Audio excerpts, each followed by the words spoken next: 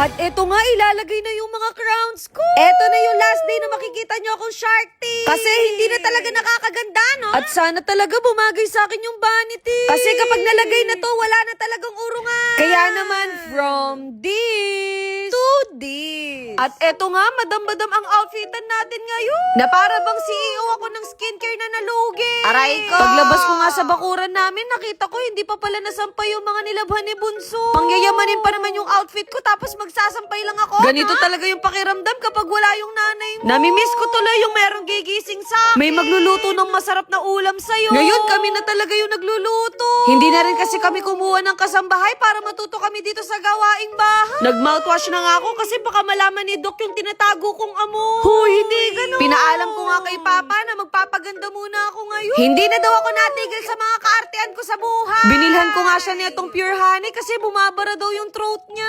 May flex ko lang yung pintuan namin. Nakikita niyo lang ako na ganyang kasaya pero kinakabahan na ako. Pero sabi naman ni Doc, mas mabilis daw yung procedure ngayon. Ilang araw ko na kasi tinitiis yung temporary teeth ko kasi nagka-crack na sila. Alam niyo naman, kahit sinabihan akong bawal akong kumain ng matigas, kumain pa rin ako. Kaya nagdala ako ng pasalubong para pampalubag loob. Kapag nga pumupunta ako dito, gusto ko ako na lang yung last client. Kasi mas marami pa yung kwentuhan namin ni Doc kesa sa procedure. Ang daming ang bumabatikos na hindi naman daw veneers yung pinagawa ko. Pasensya na kayo kasi mali ko yun. Kasi hindi naman ako perfect, no? Crowns and bridge pala yung tawag sa pinagawa ko. Kaya kung mapapansin nyo, yung ngipin ko, shark teeth talaga. Nako, kung nakita nyo lang yung original ko ng ngipin, sobrang daming sira. Tapos lima din yung pinatanggal ko ng ngipin. Kaya kung insecurities nyo din yung ngipin nyo, nako, ako din. Kung sigurong hindi na damage yung ngipin ko noon, baka veneers yung pwede nilang gawin sa akin. Kaya lumapit talaga ako dito sa Buen Camino Dental Specialist para ma-improve nila yung ngipin ko. At sana talaga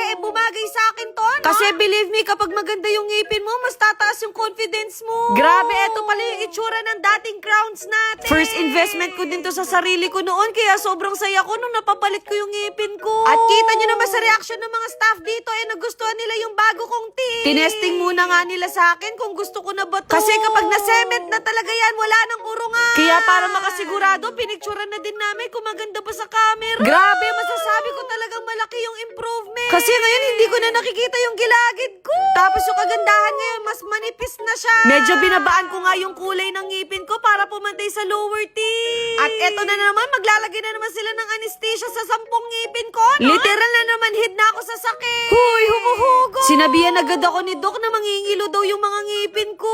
Sabi ko kay Doc, okay lang kung ikakaganda ko naman, no? Ang dami nga nabigla na kaya ko daw ipakita yung mga ganitong video. Kasi alam kong marami ding nahihiyang magpa-dentist. Sabi ko nga sa inyo, kung kaya ko, mas kaya nyo. Kung meron semento sa bahay, meron ding semento sa ngipin. Opo, nilalagay na nila yung crowns natin. Kaya daw mag-last to ng 10 to 15 years. Pero kung mas maalaga ka sa ngipin mo, kahit more than 20 years, kaya. Siguro naman sa taon na yon may asawa at anak na ako. Huy, matagal pa yun. Ang daming mga sinuli. Basta ang alam ko, nasa exciting part na tayo. Pagkatapos nga, kinlining na nila yung ngipin ko. Kumbaga yung tartar na lang talaga yung matatakot sa akin. Medyo nalungkot nga ako kasi akala ko malalagay na nila yung buong ngipin natin. Opo, kailangan na naman nilang magsuka.